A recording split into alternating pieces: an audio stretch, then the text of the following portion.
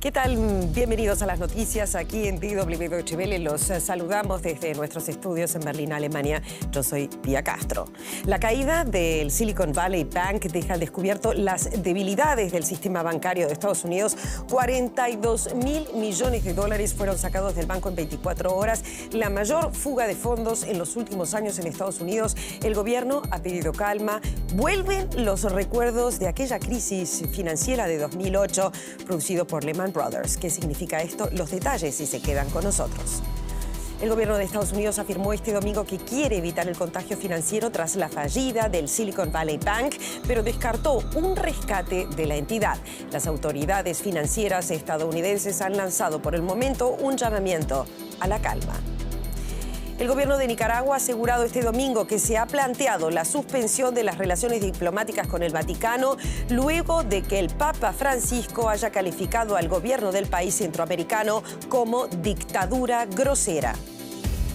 El gobierno chileno cumple un año y hacemos un balance, analizamos estos últimos 12 meses. El presidente Gabriel Boric dijo este fin de semana que insistirá en la reforma tributaria rechazada en el Congreso estos últimos días, la reforma estrella del gobierno. Recordemos.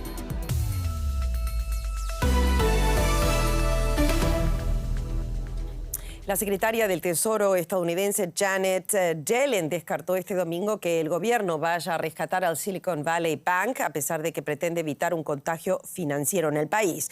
Reguladores de Estados Unidos incautaron el viernes los activos de la entidad crediticia por insolvencia, después de que los clientes apresuraran a retirar 42.000 millones de dólares en solo 24 horas. Los depositantes entraron en pánico cuando el banco intentó recaudar fondos después de que sus activos perdieran valor debido a la subida de los tipos de interés. Un gran número de empresas emergentes tecnológicas e inversores confiaban en esta entidad bancaria, muchos con depósitos superiores a los protegidos por el seguro público. El Fondo Monetario Internacional dijo que está vigilando las posibles implicaciones para la estabilidad financiera del quiebre del banco, pero confía en que Washington esté tomando las medidas regulatorias adecuadas. Y sobre este tema queremos hablar, y ya la ven, con Ana Nieto desde Nueva York. Muy buenas noches. 42.000 millones de dólares esfumados de los depósitos del Silicon Valley Bank. Más de $1 millón por segundo a lo largo de las 10 horas laborales de aquel día. La mayor fuga de fondos de un banco en los tiempos modernos. ¿Qué posibilidades hay de un contagio financiero? Pues es el temor que existe, que otros bancos se enfrenten a una situación de falta de confianza y la cuestión sobre la solvencia de estas entidades sea una profecía que se termine autocumpliendo. Janet Yellen dice que el sistema bancario está seguro. No obstante, está hablando con otros bancos regionales que se perciben como algo más débiles o vulnerables para evitar una fuga de depósitos de nuevo el lunes. La Reserva Federal y el Fondo de Garantía de Depósitos, que son los dos primeros reguladores, están incluso contemplando la creación de un fondo de respaldo para depósitos para evitar sobre los depósitos no asegurados a partir de $250.000 para evitar problemas sistémicos. Pero rescate público no va a haber. Yellen ya lo ha explicado, que en 2008 se reforzó la supervisión y la regulación para evitar que de nuevo los contribuyentes pagaran por los bancos. Eso sí, hay bancos que se han escapado de esta regulación, han hecho un lobby muy efectivo para escaparse, uno de ellos el Silicon Valley Bank. Si el gobierno dijo que no va a rescatar al banco, ¿qué medidas se espera para evitar esta crisis o una nueva crisis? Bueno, el Silicon Valley Bank es un banco muy particular, con clientes muy particulares, startups e inversores, pero desde luego lo que los reguladores no quieren es una crisis financiera ni una crisis económica. Por eso lo que están haciendo es buscar cómo contener la caída. De momento están buscando un comprador. En esta tarde la situación está siendo muy fluida porque se ha abierto el proceso para la venta del banco y con ello poder afianzar los depósitos que se deben por encima de esos $250.000. Se está intentando que este proceso se complete antes de que abran los mercados en Asia y se pueda evitar un contagio que venga desde Oriente. Ahora, el problema es que si no se encuentra, entonces tendría que ponerse en marcha este fondo de respaldo de depósitos. Ana, ¿qué significa brevemente todo esto para el sector tecnológico y el sector de las startups, que es muy importante en Estados Unidos? Sin duda, es un momento muy tenso que amenaza la viabilidad de cientos de miles de empleados, de muchas empresas. Y Combinator, que es uno de los mayores aceleradores de empresas, de startups, de tecnología y de ciencias de la vida, ha dicho que este es un proceso que puede complicar la innovación en la economía estadounidense.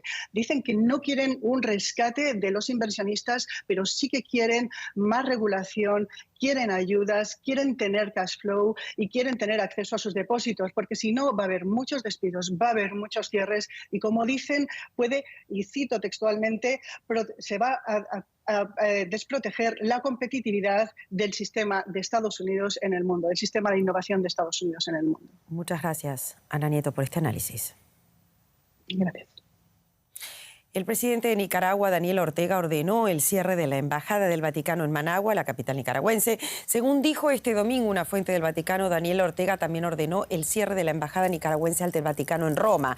La medida se produce pocos días después de que el Papa Francisco comparara en una entrevista al gobierno nicaragüense con una dictadura grosera.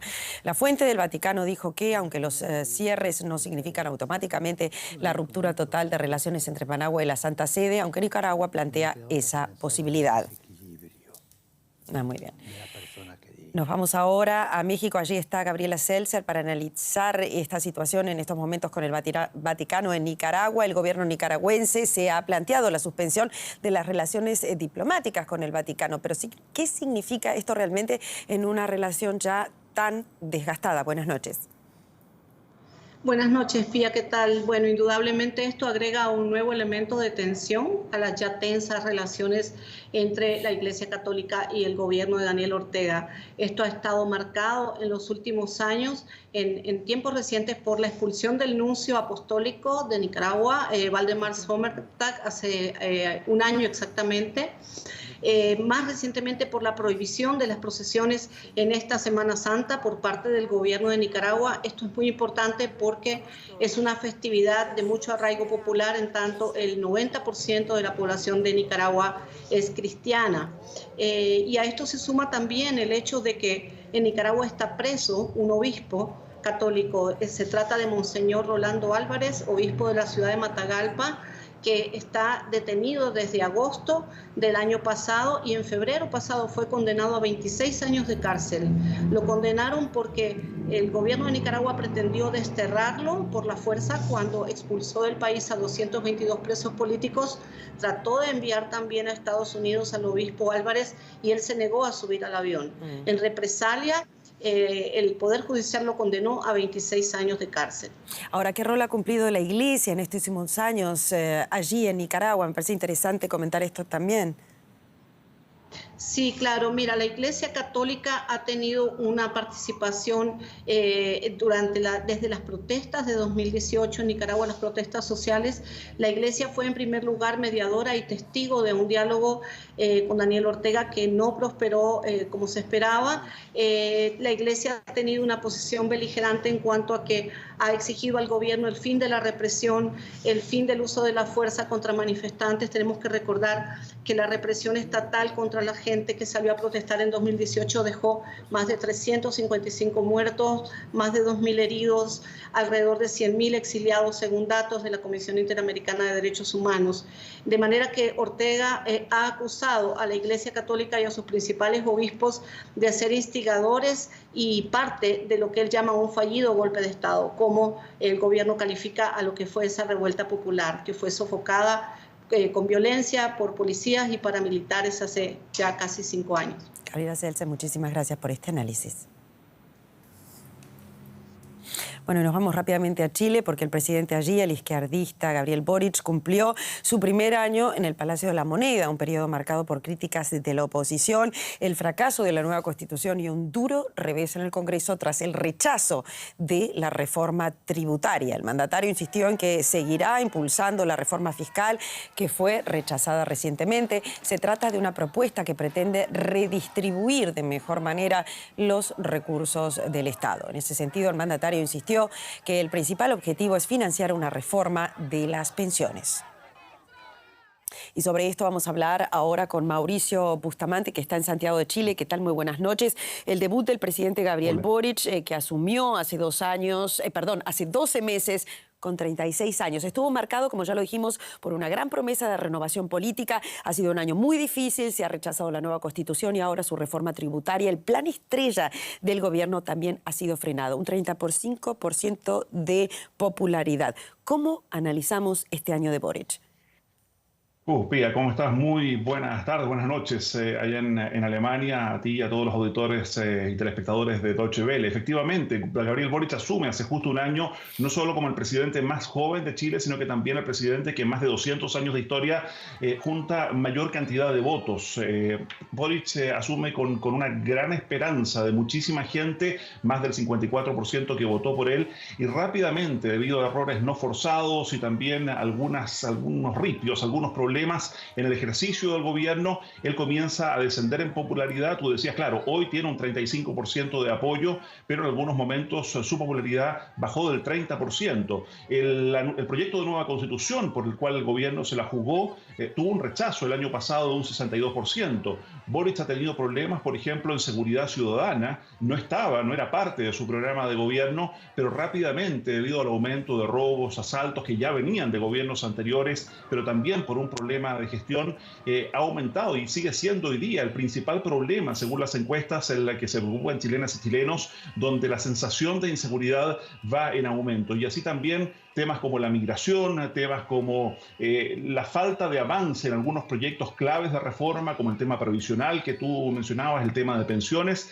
es parte de las sombras de este primer año de gobierno, pero que también tiene muchas luces.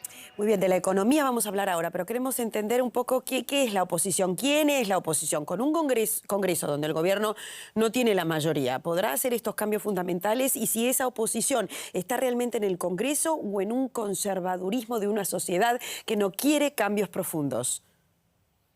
Es una muy buena pregunta, porque a veces la oposición está en el propio gobierno con estos errores no forzados. La oposición tampoco son las oposiciones, porque hay una oposición tradicional de derecha, pero también una oposición de ultraderecha que representó de alguna forma la candidatura de José Antonio Kast, que fue rival de Boric en las últimas elecciones. Ha dicho que este gobierno gana inexperiencia, digamos, demasiada juventud, demasiada inexperiencia al momento de gobernar, pero efectivamente al momento de realizar los cambios se requiere ese respaldo en el Congreso y el gobierno no tiene mayoría y ha tenido incluso algunas divisiones dentro de sus propias filas, que hace un par de días nada más hizo que la idea de legislar, la simple idea de legislar sobre una reforma previsional, una reforma tributaria, el cambiar la base tributaria para financiar justamente muchos de los proyectos que tiene Gabriel Boric fuera rechazado. Hoy día no aparece un gran dirigente opositor o un par de dirigentes opositores, incluso la centro derecha y la derecha más extrema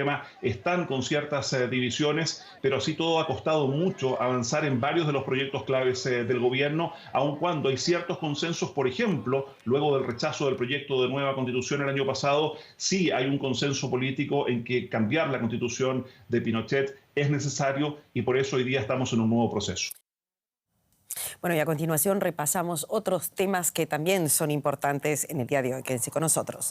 En México, al menos 10 personas murieron y 5 resultaron heridas en una balacera ocurrida en un bar nocturno del municipio de Apaseo el Grande, en el estado de Guanajuato. Según medios locales, un grupo de hombres armados ingresó a la medianoche del sábado en el lugar, próximo a la carretera panamericana, y comenzó a disparar. Los autores lograron escapar y no han sido identificados. La presidenta de Perú, Diana Boluarte, se trasladó el sábado al norte del país para comprobar los daños que ha dejado el ciclón Yaku. Allí reconoció que el Estado carece de medios para afrontar la situación. 400 distritos están en emergencia por impacto del ciclón. La temporada de lluvias que comenzó en septiembre ha dejado al menos 59 muertos y más de 12.000 damnificados, informaron las autoridades peruanas. Bueno, y hasta aquí el informativo. Quédense con nosotros con la actualidad. Enseguida volvemos con más información, con las noticias internacionales. Sigan en nuestra programación aquí en Deutsche Welle.